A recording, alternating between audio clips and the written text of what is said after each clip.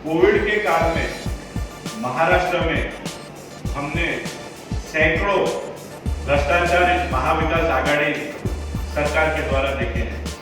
फिर चाहे वह जम्बो कोविड सेंटर का घोटाला हो, पीपी किट का घोटाला हो, बॉडी बैग का घोटाला हो, अनेकों हर चीज में कोविड कार्यकाल में महाराष्ट्र शासन ने भ्रष्टाचार किया है।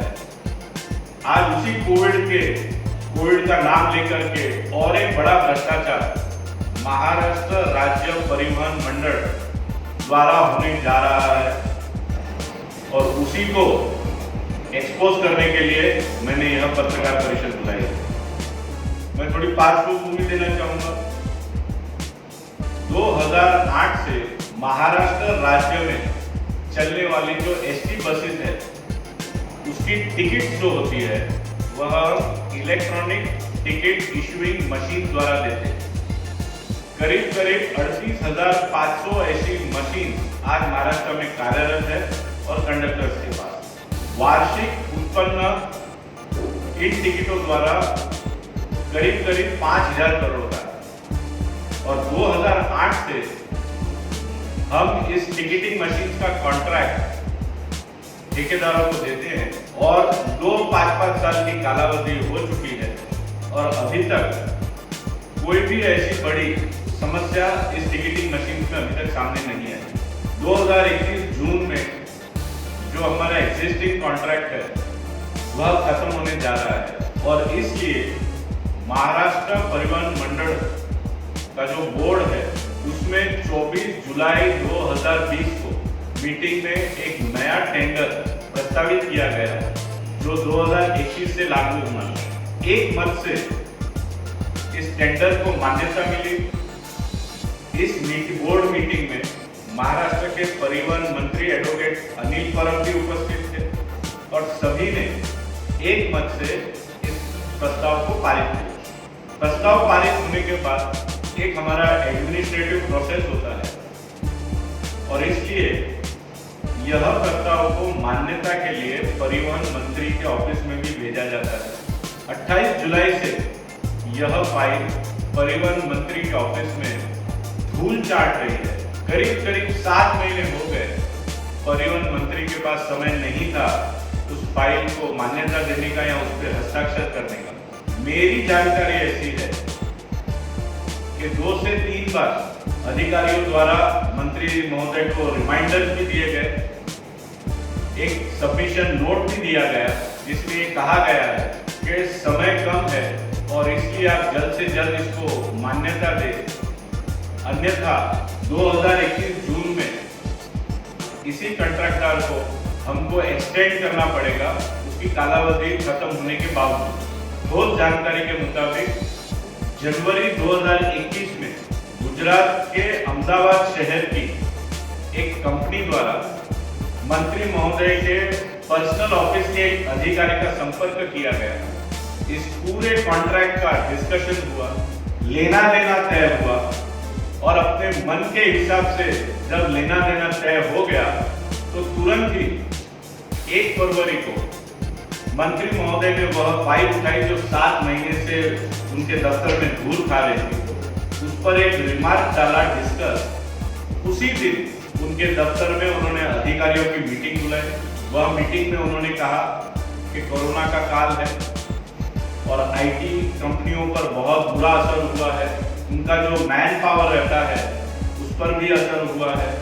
इन मुद्दों को देखते हुए मैं यह सिफारिश करता हूँ कि हम L1 बेसिस पे जो टेंडर निकालते हैं उसके बजाय quality control based QCBS system से हम अब यह टेंडर निकालें और इसलिए उस टेंडर में उन्होंने कुछ बदलाव करवा के लिए। वह बदलाव क्या थे?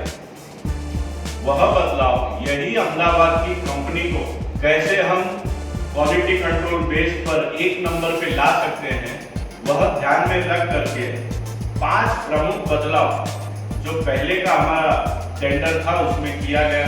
वह बदलाव क्या थे कि जो पार्टिसिपेटिंग कंपनीज होती है उनका वार्षिक टर्नओवर 150 करोड़ का होना चाहिए, उसको कम करके इन्होंने 100 करोड़ पे कर दिया। 2008 से 95% टिकट सेल है वह कंडक्टरों द्वारा बस में ETIM मशीन से होता है और इसलिए पुराने प्रस्ताव में कंडीशन था कि पार्टिसिपेटिंग कॉन्ट्रैक्टर्स जो होते हैं टेंडर में उनको मिनिमम 3,850 टिकटिंग मशीनों का अनुभव होना चाहिए। अब नए प्रस्ताव में चूंकि अहमदाबाद का जो कंट्रैक्टर है उसके पास यह अनुभव नहीं है, इसलिए 3,850 से हमने नया जो कंडीशन किया वो 100 मशीनों का किया। करीब 5% टिकट्स हमारे एसटी बसेस के यह ऑनलाइन रिजर्वेशन सिस्टम से होते हैं। नए प्रस्ताव में हमने यह बदल कर दिया कि ऑनलाइन रिजर्वेशन सिस्टम का अनुभव न होगा तो भी चलेगा, उसकी कोई जरूरत नहीं है, क्योंकि जो अहमदाबाद का कॉन्ट्रैक्टर है उसके पास ऑनलाइन रिजर्वेशन सिस्टम का अनुभव नहीं है। 0.1% टिकट सेल्स ये मोबाइल ऐप द्वारा होता है। हम देखते हैं कि राज्य में अधिकतर एसटी बसेस से प्रवास ये हमारे ग्रामीण क्षेत्र के लोग करते हैं, तो जाहिर सी बात है मोबाइल ऐप का उपयोग बहुत ही कम होता है। यहाँ हम देख रहे हैं 0.1% ही हो रहा है। पर नए टेंडर में यह कंडीशन डाली गई कि जिस पार्टिसिपेटिंग कॉन्ट्रैक्टर के पास मोबाइल ऐप का अनुभव होगा उसको सबसे ज्यादा प्राधान्य दिया जाएगा।